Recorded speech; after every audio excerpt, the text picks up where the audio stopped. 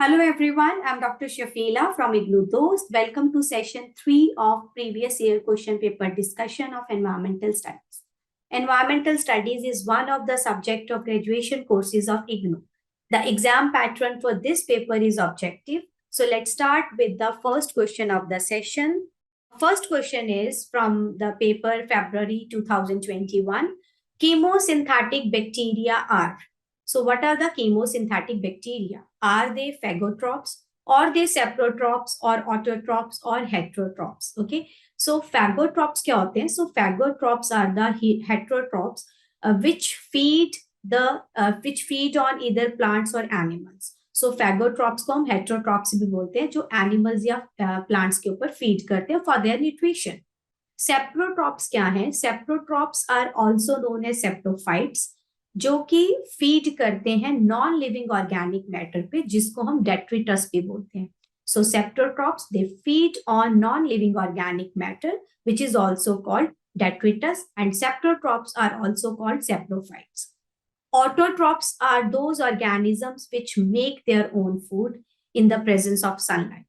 Heterotrophs are which depend on others for their food. ठीक है. So chemosynthetic bacteria जो हैं they are also called autotrophs because they are capable of utilizing or oxidizing the inorganic substances like nitrites, nitrates or ammonia and जो भी energy produce होती है that energy they use for the production of their ATP. So chemosynthetic bacteria उनको हम autotrophs भी कहते हैं क्योंकि उनमें कैपेबिलिटी है कि वो इनऑर्गेनिक सब्सटेंसेस जैसे कि नाइट्राइट्स, नाइट्रेट्स और अमोनिया उसको वो ऑक्सीडाइज करते हैं और जो एनर्जी प्रोड्यूस होती है उसको यूज करते हैं for the production of their ATP. ठीक है. सो chemosynthetic bacteria are autotrophs. So correct answer is 3. Moving on to the question number 2.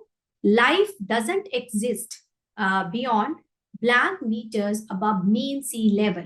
So this you have to remember as such कि सी level से above कितने metre above तक life जो है वो exist नहीं करती है, कितने मीटर अबव बाद. ठीक है. So options are beyond 6000 metres और 7000 metres, 8000 meters or 9000 meters. So life doesn't exist beyond 9000 meters above mean sea level. So mean sea level के 9000 मीटर के बाद लाइफ एग्जिस्ट नहीं करती. So correct answer is 4. Moving on to the question number 3. In an ecosystem, the decomposition of organisms take place by. So ecosystem is a system where living components are interacting with their non-living environments or biotic components are interacting with their abiotic environments. So in an ecosystem, decomposition organisms का कौन करता है? Decomposition of organisms takes place by. Options are phagotrophs, reducers, primary consumer और secondary consumer. So phagotrophs हमने अभी question number 1 में करा. So phagotrophs are the heterotrophs which feed on either plants or animals for their nutrition. सो उसको हम phagotrophs बोलते हैं. सो मतलब वो डिकम्पोज नहीं करते organism. Reducers are also called decomposers. So reducers they decompose the bigger components into smaller. So decomposers हैं या आपके reducers हैं ये they play a big role in nutrition cycle. Nutrient cycle में ये आपका एक बहुत अच्छा रोल प्ले करते हैं.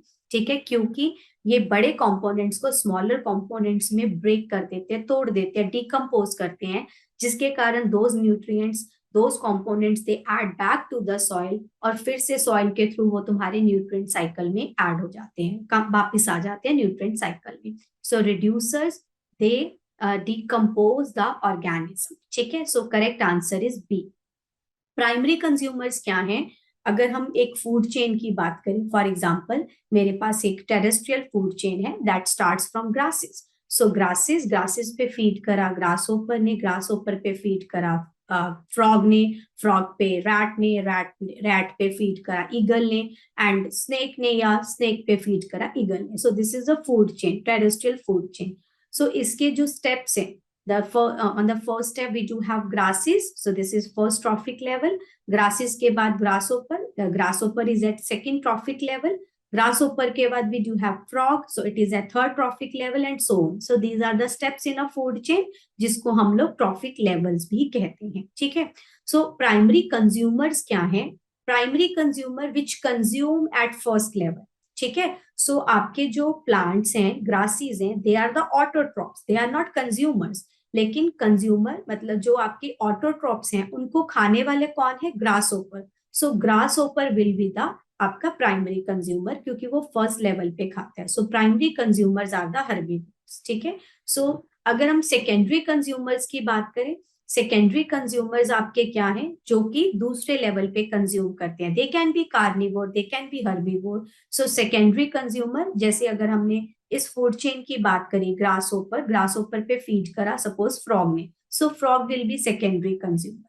सो कंज्यूमर्स जो हैं they can be herbivore, they can be carnivore, ठीक है. और अगर हम बात कर रहे हैं फैगोट्रॉप्स की, तो वो आपका डिकम्पोज नहीं करता ऑर्गेनिजम्स को, इवन आपके कंज्यूमर्स भी नहीं करते. सो कौन डिकम्पोज करता है ऑर्गेनिजम्स को? ईदर डिकम्पोजर्स और रिड्यूसर्स. तो correct answer is B. Moving on to the question number 4, the increase in population between 10,000 BC and about 1800 AD coincided with the options are growth in agriculture, industrial revolution, large scale immigration और decrease in death rate, ठीक है. सो आपको बताना है कि इस time period के अंदर 10,000 BC एंड 1800 AD, इस टाइम पीरियड के अंदर पॉपुलेशन का ग्रोथ हुआ, वो किसके कारण हुआ या उसके साथ साथ और क्या इंक्रीज हुआ, ठीक है. मतलब कोइंसाइडेड मतलब उस टाइम पे क्या इंक्रीज या क्या डिक्रीज हुआ, ठीक है. साथ में पैरेलल और क्या हुआ, क्या ग्रोथ इन एग्रीकल्चर हुआ एट द सेम टाइम और इंडस्ट्रियल रेवोल्यूशन हुआ एट द सेम टाइम, और बहुत बड़े पैमाने पे बहुत लार्ज स्केल पे इमिग्रेशन हुआ, या फिर डिक्रीज इन डेथ रेट हुआ एट द सेम टाइम जब उस टाइम पे पॉपुलेशन इंक्रीज हुआ, ठीक है. सो देखो अगर हम बात करें अराउंड 8000 BC की, अराउंड 8000 BC उस टाइम पे the world's population was very less, nearly like 5000 million, ठीक है. पूरे वर्ल्ड की पॉपुलेशन वाज अराउंड 5000 मिलियन. धीरे धीरे अराउंड 10 BC जब आपका जो एग्रीकल्चर था it started becoming more efficient, so people started growing food on the land. उस टाइम पे women started bearing the kids, bearing the children. So क्योंकि खेती इंसान कर पा रहा था, ठीक है, उसने वो स्टार्ट करनी शुरू करी, तो it was easy for the women to bear the children. So अगर हम ह्यूमन हंटर गैदरर्स की बात करें, hunter gatherers were basically nomadic मतलब they had to move from one place to another for their food, for the मतलब hunting और for getting their food. so उनके लिए बच्चे जो थे या इन्फेंट जो थे देवर लाइबिलिटी, लेकिन जो आपकी एग्रीकल्चरल सोसाइटी थी वो स्टेशनरी थी. सो उनके लिए बच्चे पैदा करना, नए बच्चे होना वो लाइबिलिटी नहीं थी. इनफैक्ट जो न्यू बेबीज थे धीरे धीरे वो बड़े होके they started helping their parents in agriculture और फार्मिंग, ठीक है. सो उस टाइम पे 10,000 BC और 1800 AD के बीच में पॉपुलेशन ग्रो हुई. क्यों हुई? क्योंकि उस टाइम पे एग्रीकल्चर में भी क्या आया? बूम आया. सो एग्रीकल्चरल सोसाइटी जो थी वो स्टेशनरी थी ज्यादा, वो it was easy to grow food, ठीक है. धीरे धीरे मतलब विमेन ने बच्चों को बेयर करना स्टार्ट करा, सो जिसके कारण पॉपुलेशन इंक्रीज हुई, ठीक है. So the increase in population between 10,000 BC and about 1800 AD coincided with the growth in agriculture. So correct answer is A. First, so last question. During the 14th century, more than half the population of Europe and Asia was killed due to, options are bubonic plague, malaria, the Great Fire, the Great Earthquake. So इस time period 14th century के time more than half of the population of Europe and Asia were killed because of bubonic plague, ठीक है. So bubonic plague, it was like a massive pandemic, a deadly pandemic, ठीक है, जिसको black death भी बोलते हैं, which wiped off almost half of the population of Europe and Asia. So bubonic plague के जो symptoms, it is a bacterial disease. इसके जो सिम्टम्स हैं that are flu like symptoms like fever, headache or vomiting. Apart from the flu-like symptoms, the place जहाँ से आपकी skin में bacteria enter हुआ है उस प्लेस पे आप कह लो कि पेनफुल या स्वोलन लिम्फ नोड्स अकर होते हैं, ठीक है. सो ये डेडली था, तो तभी इसको ब्लैक डेथ भी बोलते हैं, और इसके कारण half of the population of Europe and Asia was killed. So bubonic plague is the correct answer. So this was the last question of the session. So learners, those who are doing either graduation or post-graduation from IGNOU, IGNOU Dost is there to help you out. We at IGNOU Dost are providing live and recorded classes. We are giving value-added notes to our learners and also helping our mentees for exam through Exampedia. In IGNOU Dost, a continuous support from professional mentors is there who will be helping you in completing and submitting your assignments for your career development and even for skilling your personal and social development. For more information, you can reach us out on the number 7594939297 via call or WhatsApp. You can also visit the official website of IGNOU Dost. Thank you. See you in the next session.